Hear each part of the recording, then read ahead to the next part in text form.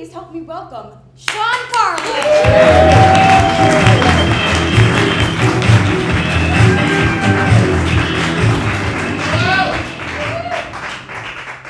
Hey guys, how you doing?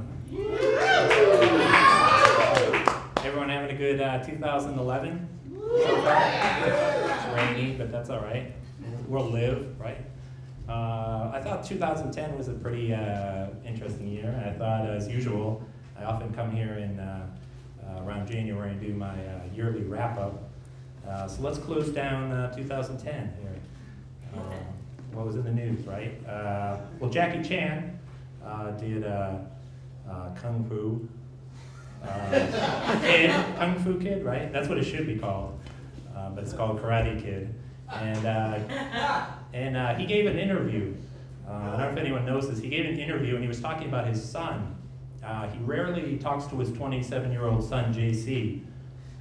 And apparently when they get together, they barely even kick each other anymore. So that's interesting story. Sharon Stone was in the news. She's back, right? Hey. We've got Sharon Stone lover up there. Probably Sharon Stone's actual lover. Stone's here tonight. And she said that, well, she was in, I don't know if you knew this, she was in Law & Order SVU this year for a 4-episode arc. And apparently this time, the special victims were the audience themselves. So, that's cool. These are all new sort of jokes, so I'm just going to read these off a little bit. Bear with me. There's a new show on HBO coming up. I don't know if you heard this. This happened sometime mid-year. HBO announced they're actually going to do a new TV show about women in Hollywood from the producers of Entourage. And it's going to be called Women Can Be Douchebags Too. So, look for that one. It's going to be great, right after True Blood. Vampires can be douchebags too. The Chilean miners, right? They were in the news. They were huge this year. 33 miners, 69 days. Pretty amazing. And you know, they said the mining company and the foreman who was down there would not allow anyone to smoke cigarettes or drink alcohol when they were down there, which made me think and wonder if the cave-in was actually just a giant intervention. Get them off alcohol and cigarettes. Let's see. Oh, Australia now has their first saint. Any Aussies in the house tonight? We got your first saint, if you are. Mother Mary McKillop became Australia's first saint. You may have heard of her. She's the one who popularized that phrase, that's not a rosary, this is a rosary. And then she pulled out a giant rosary and fought off some kids with it. That was actually one of her miracles. So that's pretty cool. Brad Pitt and Angelina Jolie were in the news a lot this year, like pretty much daily. But I don't know if you heard this, this is true. They actually started sending their kids to French school with a French teacher, all of their kids. So now her kids can learn to say emasculated dad in 2 different languages. So, that's pretty exciting.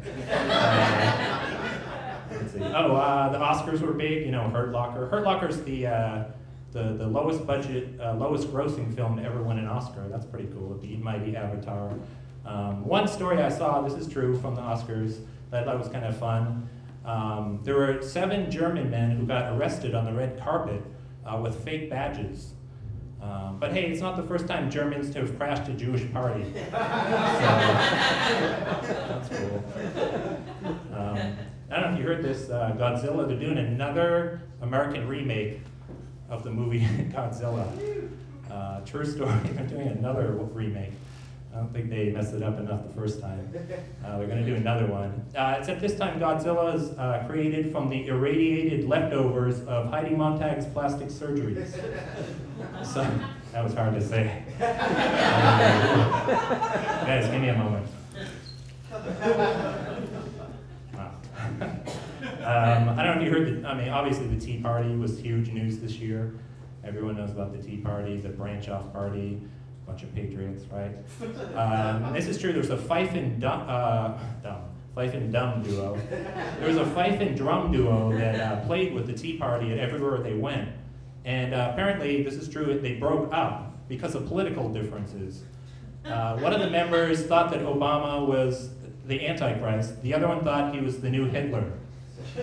So, those are the kind of differences. Breakups in the Tea Parties. LeBron James, he's awesome, right?